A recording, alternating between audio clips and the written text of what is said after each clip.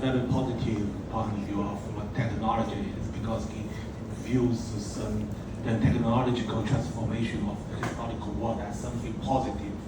But we know that Miki should be very familiar with Heidegger, and Heidegger also focused on the importance of the bad nature to say itself by using the notion of atheia. But Heidegger has a notion of Gestell, which he views technology negatively.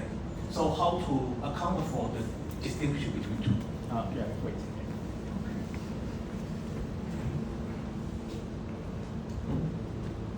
Yeah, thank you for your talk. That was very interesting. I have just one quick question, and that is regarding the notion of nothingness or nothing by both thinkers.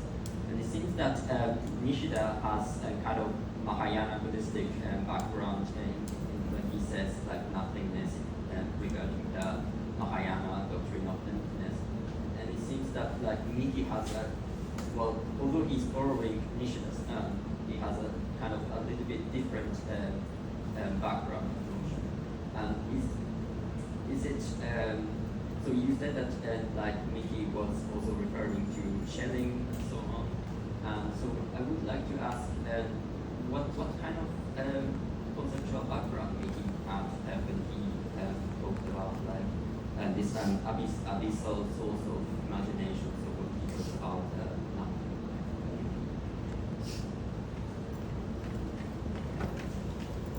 Can I answer? Or is there? This is the last question because we're running out of time. Thanks, John, for your talk. Just a question about Nishida. I have a list about Miki, but I'll leave those alone. My question is, we've been having a reading group in Hong Kong, and one of the phrases that we've been talking about is this. You mentioned a couple times from the made to the making. And I have a question about this idea, from the made to the making. Because as you rightly and brilliantly point out, in Nishida we have this transformation from the formlessness to the form. But when we talk about from the made to the making, the made is already formed, it's already formed. So this constant phrase or refrain in the text is that it's from the form to the forming, or the made to the making. So I'm curious, what do you do with that? Can we reverse it, do you think? From the making to the made? Is that equally legitimate due to this contradictory identity? Or is this notion of from the made to the making and a discussion about our own position as the world's expressive points, that we're already formed and we are the made that then is contributing to the making activity of the absolute or the nothing. So just, yeah, I hope that makes sense. Thanks. Okay. Yes. So those are all very good questions. 3 questions. Hopefully I'll have enough time. First, the question on Heidegger and technology.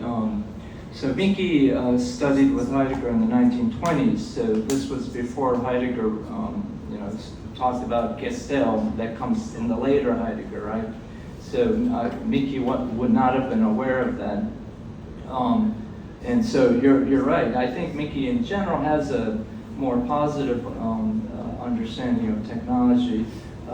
The tragedy of Miki was that he died in 1945 in prison, so he wasn't able to witness the end of the world and the atom bomb and the more negative consequences of technology too. So maybe if he had survived, he might have had things to say about the dangers of technology too, which Heidegger talked about. Heidegger, I think, is also people often, have the impression of Heidegger as being anti-technological, but he's also more. I think it's a little bit more complicated than that, because he talks about technology as where there is a danger, there's also a saving power, which was a quotation from Hölderlin. So it would have been interesting if Miki survived to see what he might have said about technology. Also, the question about nothingness, this is also a very important to point out. There are differences, and the influence of Mahayana Buddhism is certainly much more explicit in Nishida. With Miki, it's not so explicit. Miki was interested in Marx in his earlier years, and and also a lot of other different thinkers, Pascal before that, so he's drawing from a lot of different sources. Of course, you can say the same with Nishida too. He's drawing from a lot of different sources, but I would say that the Buddhist influence is more pronounced in Nishida than in Miki, even though Miki also has the posthumous, or the work that he never finished, which was on Shinran, which was never published, that he was working on before he died. And so I think when he starts talking about mu, or nothingness, he's just mainly taking that from Nishida, because he was a Nishida student and he was familiar with Nishida. As for the question about made to the making, formlessness to form, and also I think the concept of nothingness is connected to this too, because people ask often what does Nishida or anybody in the Kyoto school mean by nothingness. Certainly it's never literal nothing, because nothing can come out of nothing. And so I see it as a sense of indeterminacy and potentiality that allows for change. So the made to the making is also includes this element of formlessness. Whatever is made also always has the element of the formless that allows it to change. So form always includes the formless within itself, which allows it to change into a new form.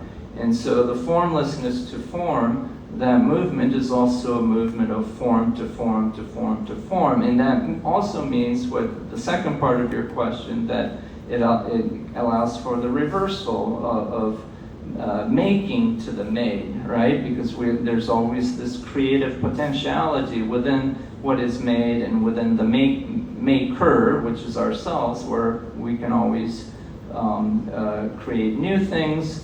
But then from out of those things we created, we can also change that and create something new. So made to the making also includes making to the made, and that ongoing dialectic is a form to form to form. It always includes the element of formlessness underlying the form. So those are just quick. These questions can be, each of them can be made into a lecture, but try to answer them as concisely as I can. Thank you for the presentation and also the Q&A. That's the end of this section. Thank you. Thank you.